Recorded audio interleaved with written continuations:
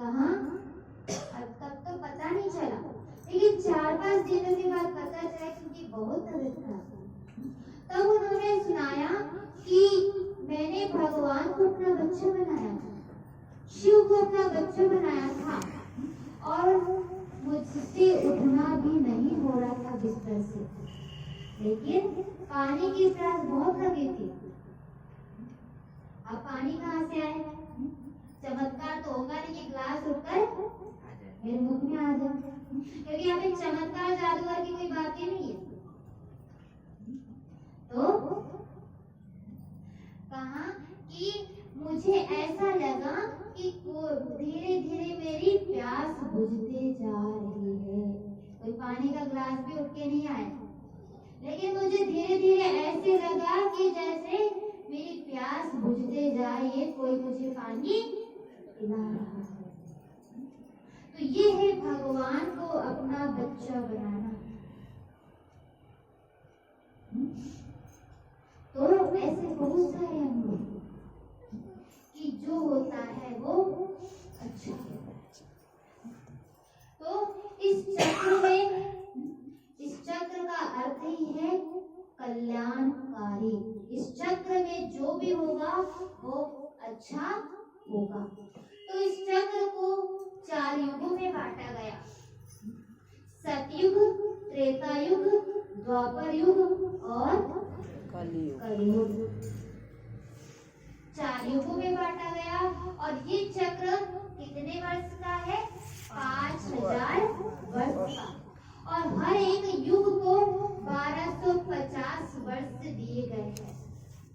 ऐसे 4 युगों में से बांटा गया है 1250 वर्ष, 1250 वर्ष।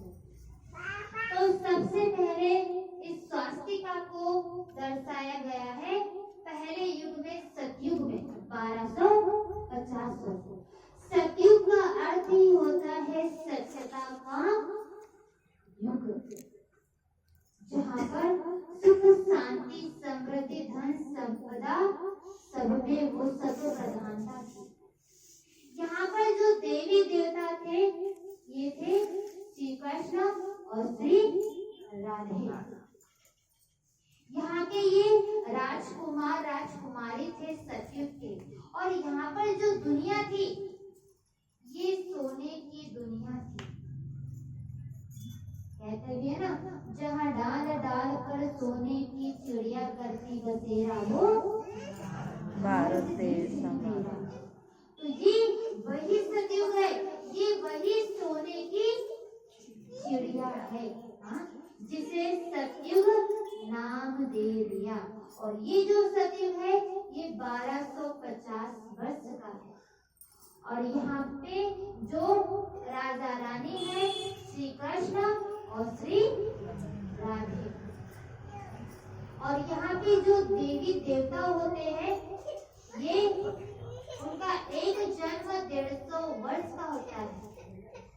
और उनके यहाँ पर 8 जन्म होते हैं। और हर एक जन्म 150 वर्ष का होता है। और जो देवी देवता जो शरीर छोड़ते हैं वो स्वेच्छा से छोड़ते हैं। अभी देवी देवताओं को मरते देखा नहीं, वो अपने शरीर का त्याग स्वेच्छा से करते हैं। जैसे सर्प अपने कपड़े बदलता है, कितना शांति बदलता है, केचुरी, ऐसे ही देवी देवता भी स्वेच्छा से अपने शरीर को छोड़ते। और यहाँ पे जो देवी देवता थे ये 16 कला संपूर्ण थे,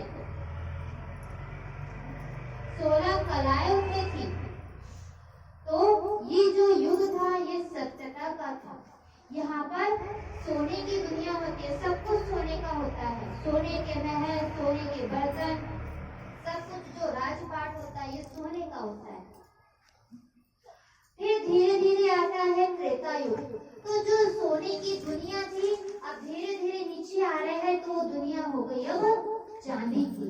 और यहाँ के जो राजा रानी होते हैं श्री राम और श्री सीता। यहाँ पे जो देवी देवता थे वो 16 कला संपूर्ण थे। लेकिन जैसे जैसे सीढ़ी नीचे आ रहे हैं अब उनमें कलाएं रह गई 14 कला। तो 2 कला कम हो गई। कहते थे बस मकान अब भी बना है, बस 2 महीने हुए, लेकिन पुराना तो हो गया ना।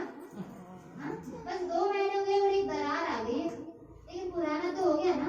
ऐसे ही ये भी त्रेता युग है, बस उसमें 2 कला कम हो गई।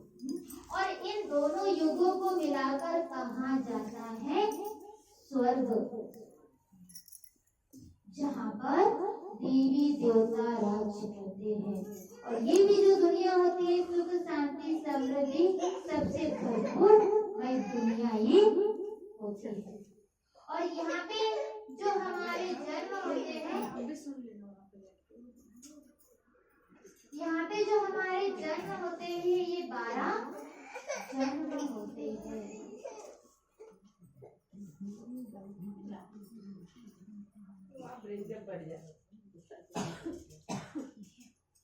तो सतयुग में हमारे कितने जन्म होते हैं? 8 जन्म होते हैं।